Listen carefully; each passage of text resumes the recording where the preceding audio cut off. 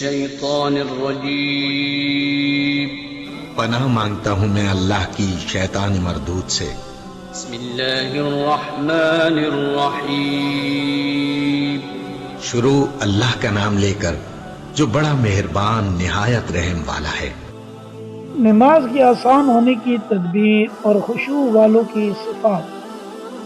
وَإِنَّهَا لَكَبِيرَةٌ إِلَّا عَلَى الْخَاشِعِينَ، فرمایا کہ نماز بے شک لکبیرۃ بھاری ہے، مگر الا علی الخاشعین جو ڈرنے والے ہیں، عاجزی و انکساری کرنے والے ان پر بھاری نہیں ہے۔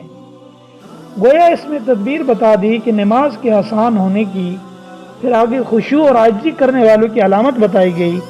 ارشاد ہوا الذین یظنون انہم ملاقو ربہم وانہم الیہ راجعون، کہ خاشعین کون ہیں؟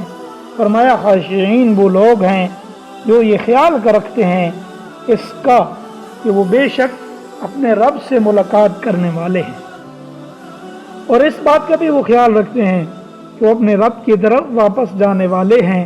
یعنی ان خیالات سے ان کے دلوں میں امید و خوف کے جذبات پیدا ہوں گے۔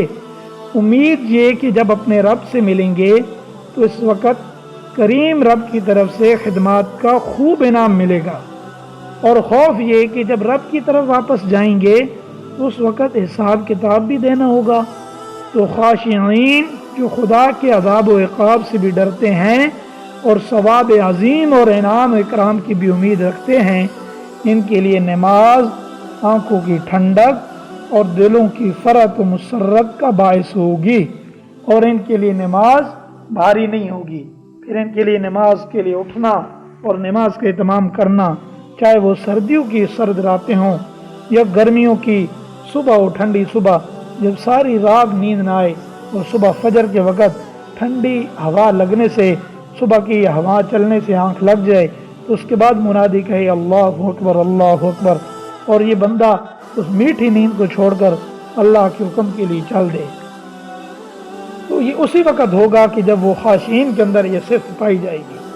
رسول اللہ صلی اللہ علیہ وسلم کا یہ معمول تھا کہ ہر مشکل اور مہم میں اللہ تعالیٰ کی مدد حاصل کرنے کے لیے آپ نماز میں مشغول ہو جاتے تھے، اور امت کو بھی احادیث مبارکہ میں آپ نے یہی تعلیم فرمایا جس کو صلاۃ الحاجت کہا جاتا ہے، کہ جب بھی کوئی مسئلہ درپیش ہو تو دو رکعت اس نیت کے ساتھ صلاۃ الحاجت کے ساتھ پڑھے، اور پھر جو عرض ہو، جو مسئلہ پریشانی، اس کو اللہ تعالیٰ کے سامنے پیش کرے۔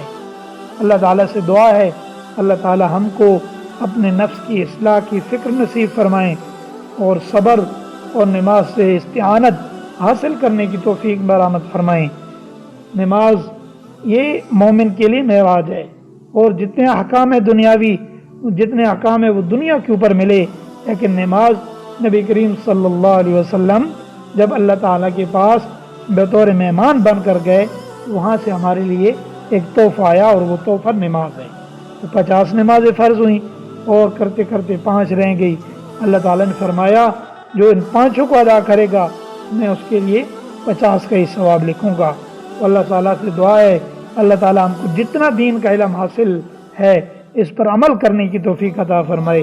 وآخر دعوانا ان الحمد للہ رب العالمین۔